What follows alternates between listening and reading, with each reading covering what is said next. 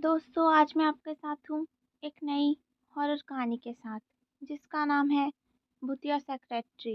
विवेक और श्रद्धा की शादी को कुछ ही दिन हुए थे और वो आज दोनों अपने हनीमून के लिए होटल में जा रहे थे।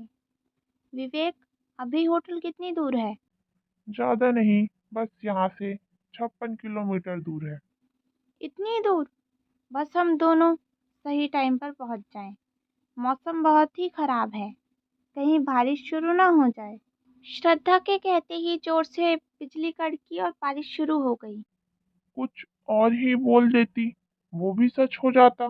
देखो ना, तुमने अभी कहा ही था कि बारिश शुरू हो गई। ऐसा कुछ नहीं है, मौसम तो पहले से ही खराब था। कोई भी अंदाजा लगा सकता था कि बारिश होने वाली है। दोनों हंसी मजाक करते हुए आराम से होटल की तरफ बढ़ रहे थे, जहां विवेक ने उनके लिए रूम बुक किया था। लेकिन बारिश बहुत तेज होने लगी और अचानक पेट्रोल भी एंडिंग पर आने लगा। हे भगवान, ये फ्यूल इतनी जल्दी खत्म कैसे हो रहा है? तुमने चलने से पहले चेक नहीं किया था क्या? हाँ, मैंने किया था यार, लेकिन अब ये खत्म होने वाला है। विवेक ये देखकर हैरान था कि जब टैंक फुल करवाया था तो टैंक अचानक कैसे खाली हो रहा है। बस 5 मिनट और चलने के बाद उसकी कार रुक गई। क्या हुआ? फ्यूल खत्म हो गया। अब हम होटल कैसे पहुंचेंगे? अरे देखो, सामने भी एक होटल नजर आ रहा है। श्रद्धा ने उस गेट की तरफ इशारा किया, जो कि कुछ ही कदम की दूरी पर नजर आ रहा था। उसका नाम पढ़ते ही विवेक के चेहरे पर डर सा दिखने लगा। हाँ देखो ना, कितना अच्छा होटल है। आज रात यहीं रुक जाते हैं, सुबह यहाँ से चेकआउट कर लेंगे। विवेक पता नहीं होटल में जाने से क्यों कतरा रहा था, लेकिन श्रद्धा के आगे उसकी कहाँ चलने वाली थी। और वैसे भी उसके पास वहाँ रुकने के अलावा और कोई रास्ता भी नहीं था। दोनों कार से उतरे और पानी से बचते हुए उस होटल के अंदर गए। रिसेप्शन से उन्हें रूम नंबर 108 की चाबी मिली। कोई और रूम नहीं है? ये 108 ही क्यों दे रहे हो? अरे क्या हो गया तुमको? रूम नंबर 108 है तो इसमें इतनी घबराने की क्या बात है? विवेक डर रहा था। तभी श्रद्धा रिसेप्शन से चाबी ले लेती है और वे दोनों रूम नंबर 108 में पहुंचे। वाओ, रूम तो काफी अच्छा है। बस अब कुछ खाने को ऑर्डर कर देती हूँ, बहुत जोरों से भूख लगी है। ये कहते हुए श्रद्धा ने रिसीवर उठाया और रूम सर्विस को ऑर्डर दिया। उन्होंने श्रद्धा को मेन्यू बताया और श्रद्धा ने ऑर्डर दे दिया। फिर दोनों बैठकर बातें करने लगे। कुछ देर बाद डोरबेल बजी और श्रद्धा ने उठकर दरवाज़ा खोला। रूम सर्विस बॉय ने जैसे ही विवेक को देखा, उसके चेहरे का रंग उड़ गया। सर, आप अच्छा हुआ आप यहाँ आ गए। आपको पता भी नहीं है कि उस रात के बाद मेरे साथ क्या क्या हो रहा है। सुनकर विवेक चौंक गया और श्रद्धा भी हैरान रह गई। ये तुम क्या कह रहे हो? ये कहकर उसने विवेक से पूछा, ये क्या बोल रहा है? क्या तुम पहले भी यहाँ आ चुके हो? नहीं, मैं तो यहाँ पहली बार आया हूँ। विवेक ने सर्विस से कहा कि तुमको कोई गलत फहमी हुई है। नहीं सर, मुझे कोई गलतफहमी नहीं हुई है।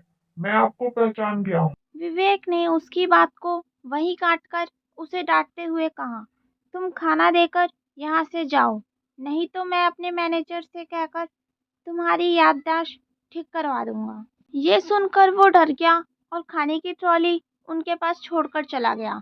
श्रद्धा को ये बात बहुत ही अजीब लग रही थी, लेकिन फिर भी उसने विवेक से कोई सवाल नहीं किया और दोनों के साथ बैठकर खाना खाया। सर्विस बॉय वहां से निकलकर कॉरिडोर से जा रहा था, तभी उसको किसी की हंसने की आवाज़ सुनाई दी। आखिर वो दिन आ ही गया जिसका मुझे इंतजार था। ये सुनकर वो डर गया और पीछे पलटकर देखा तो वहां कोई नहीं था। अब वह यहाँ आ चुका है। तुम अब मुझे डराना छोड़ दो। तेरे जिंदा रहने से मुझे कोई फायदा नहीं। तू उसको यहाँ लेकर नहीं आया, मैंने ही उसको यहाँ रोकने के लिए मजबूर किया। अब तेरे जिंदा रहने का कोई मतलब नहीं। ऐसा कहकर उसके सामने आ गई ये लड़की बहुत ही डरावनी लग रही थी। उसकी आंखें पीली और चेहरा नीला पड़ा हुआ था। वह चिल्लाया, लेकिन अगले ही पल उस लड़की ने उसका गला पकड़ लिया और उसे जमीन से ऊपर उठा दिया और उसके पैर हवा में चटपटा रहे थे और सांस खींचने लगी। तभी एक झटके के साथ वह लड़की ने उसकी गर्दन घुमाई और धड़ से अलग कर दी। खाना तो बहुत ही टेस्टी था, मैं जरा वॉशरूम होकर आती हूँ। यह कहकर श्रद्धा उठी और वॉशरूम में चली गई। विवेक मोबाइल निकाल कर उस होटल में कॉल करने लगा जहाँ उसने रूम बुक किया था। यहाँ तो नेटवर्क भी नहीं है। आज ये मेरे साथ क्या क्या हो रहा है? क्या हुआ विवेक, तुम इतना परेशान क्यों दिख रहे हो? ये सुनकर विवेक ने श्रद्धा की तरफ देखा और उसको देखता ही रह गया। उसने रेड कलर टॉप और शॉर्ट पहनी हुई थी। श्रद्धा उसकी तरफ देखकर मुस्कुरा रही थी। वाह, तुम बहुत ही अलग दिख रही हो। सुनकर वो उसके करीब गई और उसको गले लगा लिया। विवेक, तुम किससे बात कर रहे हो? किसी का कॉल आया है क्या? श्रद्धा की आवाज वॉशरूम से आ रही थी, जिसे सुनकर विवेक हक्का बक्का सा रह गया। अगर श्रद्धा वॉशरूम में है तो ये कौन है? ये कहकर वह अलग हो गया। वो लड़की श्रद्धा नहीं, बल्कि वही भूत वाली लड़की थी जिसने कुछ देर पहले वेटर को मारा था। उसका भयानक रूप देखकर विवेक डर गया और चिल्ला उठा। उसकी चीख सुनकर श्रद्धा वॉशरूम से बाहर निकली और उसको देखकर वो भी डर गई। सर, मैंने आपका बहुत ही बेसब्री से इंतजार किया है। आज वो दिन आ ही गया। इतना कहकर उसने विवेक का हाथ पकड़ा और उसको झटका देकर तोड़ दिया और उसकी गर्दन पकड़ी और उसको हवा में ही ऊपर उठा दिया। उसने ट्रॉली पर रखा हुआ कांटा उठाया और विवेक की गर्दन पर खचाखच मारने लगी। बचाओ बचाओ। उसके गले से खून निकलने लगा। मैं कौन हूँ और तुम्हें मारना क्यों चाहती हूँ? अपनी बीवी को बता, वरना अभी के अभी तुझे खत्म कर दूंगी। बताता हूँ, मुझे छोड़ दो नेहा। ये क्या कह रही है? विवेक, कौन है ये? ये मेरी सेक्रेटरी थी नेहा। पिछले साल मैं इसके साथ बिजनेस मीटिंग के लिए दिल्ली जा रहा था। हम एक रात यहाँ रुके थे, लेकिन मुझसे एक गलती हो गई। कैसी गलती? मैं अपने रूम सर्विस बॉय को पैसे देकर उसे शराब मंगवाई और फिर रात के टाइम नशे की हालत में मैंने। तुम कितने घटिया इंसान हो विवेक, आज पता चल रहा है। सुबह जब मेरी आँख खुली तो ये मेरे बेड पर बैठी रो रही थी। इसने मुझे बताया रात को क्या हुआ था। मैंने इसको चुप करने की कोशिश की और ये भी कहा जितना चाहे पैसा ले लो, लेकिन इस बात को यहीं दबा दो। लेकिन इसने एक बात नहीं मानी, बल्कि ये कहा मुझको इससे शादी करनी पड़ेगी। ये मेरे ही सामने पुलिस को कॉल कर रही थी। तभी नेहा की आत्मा ने ट्रॉली पर से चाकू उठाया और फिर से उसकी गर्दन पर रखकर बोली, आगे बता। यह मेरे ही सामने पुलिस को कॉल कर रही थी। इससे मोबाइल छीनने के चक्कर में इसका सर टेबल से टकराया। इसके सर पर बहुत चोट आई और यह बेहोश हो गई।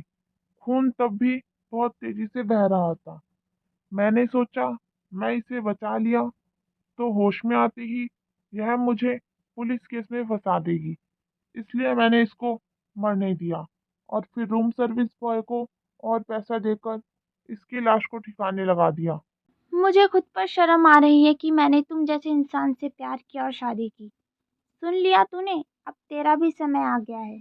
ये कहकर नेहा की आत्मा ने हाथ में पकड़े चाकू से एक नहीं बल्कि कई बार विवेक के पेट में घोंप दिया और फिर वही चाकू उसके गले पे फेर कर उसको खत्म कर दिया। मरने वाला इंसान श्रद्धा का पति था, लेकिन फिर भी श्रद्धा के चेहरे पर पति के खोने का गम नहीं नजर आ रहा था। नेहा की आत्मा ने श्रद्धा की तरफ देखा तो श्रद्धा बोली, नेहा, मैं तुम्हारी मौत की सच्चाई सबके सामने लेकर आऊंगी, ताकि जो तुम्हारे साथ हुआ वो किसी और के साथ ना हो।